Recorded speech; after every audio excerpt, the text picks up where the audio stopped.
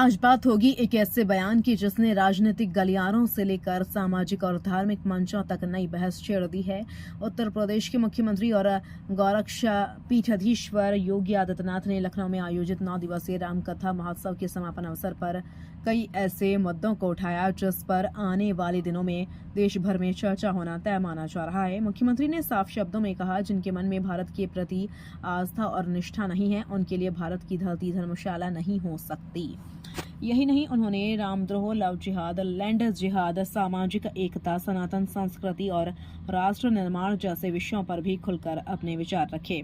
तो आखिर रामकथा के मंच से मुख्यमंत्री योगी आदित्यनाथ ने क्या कहा, क्यों उन्होंने रामायण के पात्रों से लेकर वर्तमान सामाजिक चुनौतियों तक का उल्लेख किया और क्यों उनका यह संबोधन केवल धार्मिक नहीं बल्कि सामाजिक और वैचारिक संदेश के रूप में देखा जा रहा है। आइए विस्तार से समझते हैं। राजधानी लखनऊ के सीतापुर रोड स्थित सेवा अस्पताल परिसर में 9 दिवसीय रामकथा महोत्सव का आयोजन किया गया था। इस भव्य आयोजन में कथा वाचन कर रहे थे तुलसी पीठाधीश्वर जगत गुरु स्वामी रामभद्राचार्य। समापन समारोह में मुख्यमंत्री योगी आदित्यनाथ स्वयं उपस्थित हुए।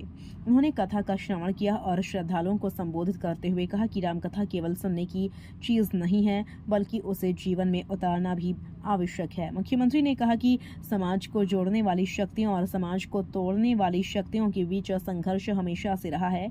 उनके अनुसार आज भी कुछ ताकतें जाति, भाषा और अन्य आधारों पर समाज को विभाजित करने की कोशिश करती हैं, लेकिन संत परंपरा हमेशा समाज को एकजुट करने का काम करती है।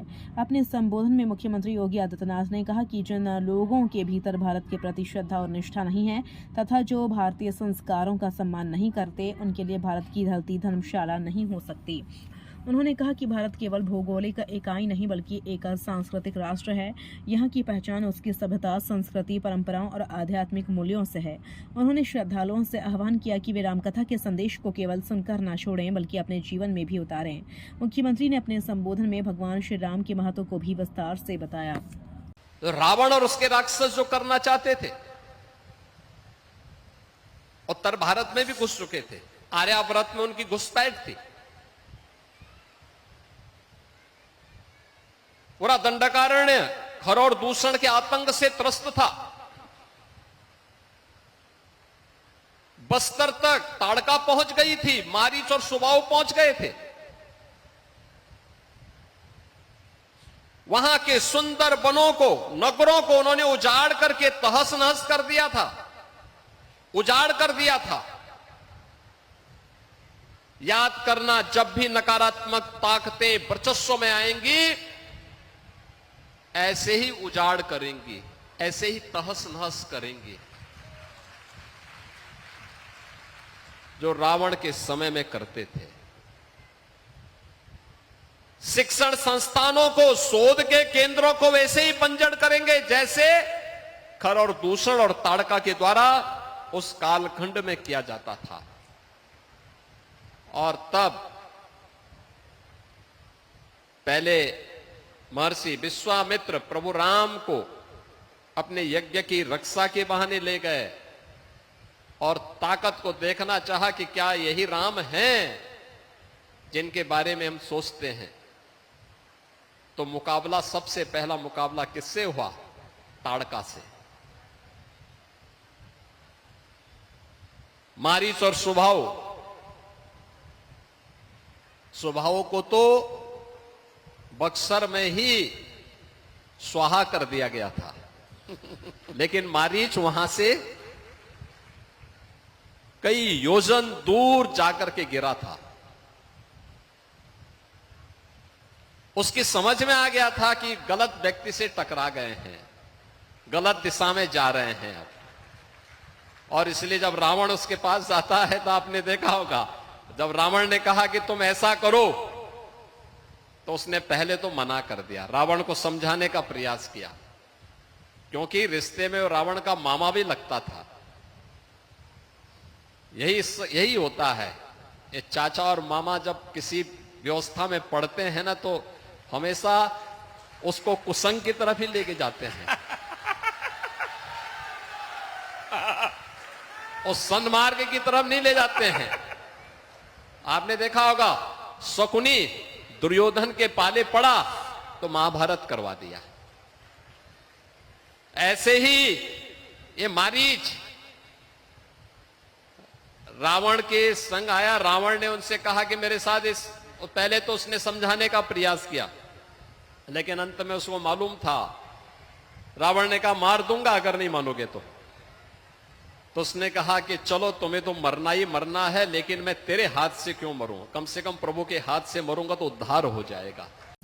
उन्होंने कहा कि राम केवल एक धार्मिक प्रतीक नहीं है, राम भारतीय संस्कृति, मर्यादा, आदर्श और राष्ट्रीय एकता के सबसे बड़े प्रतीक हैं। उन्होंने कहा कि यदि राजनीति और पूर्वाग्रहों से ऊपर उठकर देखा जाए तो हर भारतीय के जीवन में राम किसी न किसी रूप में मौजूद हैं। उत्तर से दक्षिण और पूरब से पश्चिम तक राम भारतीय समाज को जोड़ने का काम करते हैं। मुख्यमंत्री ने कहा कि राम नाम में जीवन की हर समस्या का समाधान छिपा है।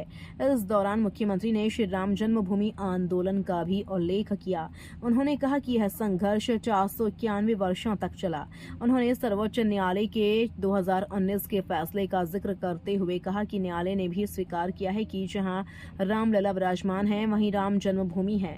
उन्होंने कहा कि इस निर्णय के दौरान विभिन्न साक्ष्य, प्रमाण और विद्वानों के विचार सामने रखे गए। मुख्यमंत्री ने विशेष रूप से जगतगुरु रामभद्राचार्य का उल्लेख करते हुए कहा कि उनके विद्वतापूर्ण तर्कों और प्रस्तुतियों ने भी महत्वपूर्ण भूमिका निभाई। इसके बाद मुख्यमंत्री योगी आदित्यनाथ ने लव जिहाद के विषय को उठाया।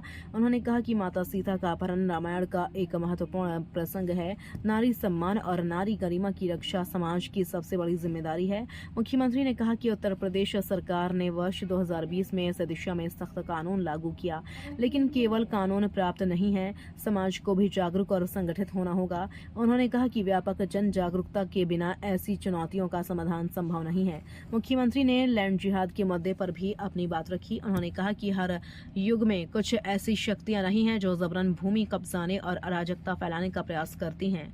रामायण के संदर्भ में उन्होंने खर, दूषण, मारीच और सुबाहु का उल्लेख करते हुए कहा कि ये भी समाज और व्यवस्था को नुकसान पहुंचाने वाली शक्तियों का प्रतिनिधित्व करते हैं।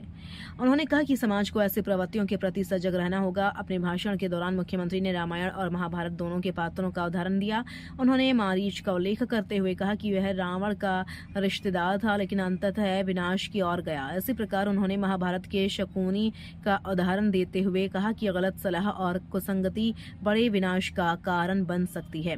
मुख्यमंत्री का संदेश स्पष्ट था कि व्यक्ति को सदैव अच्छे मार्ग और सकारात्मक विचारों का चुनाव करना चाहिए। मुख्यमंत्री ने कहा कि जिसने भी भगवान राम को अपने जीवन का आदर्श बनाया उसका कल्याण हुआ।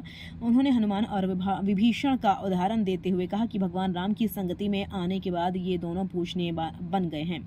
इसके विपरीत रावण, मारीच और अन्य रामद्रोही पात्र इतिहास में विनाश के प्रतीक बन गए। मुख्यमंत्री ने कहा कि राम के आदर्श आज भी उतने ही प्रासंगिक हैं जितने हजारों वर्ष पहले थे।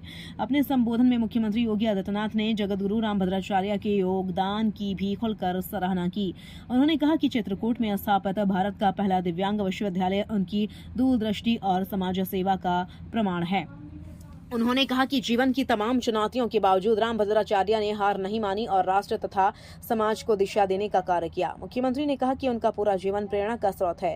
कार्यक्रम के अंत में मुख्यमंत्री ने श्रद्धालुओं के सुख, समृद्धि और कल्याण की कामना की।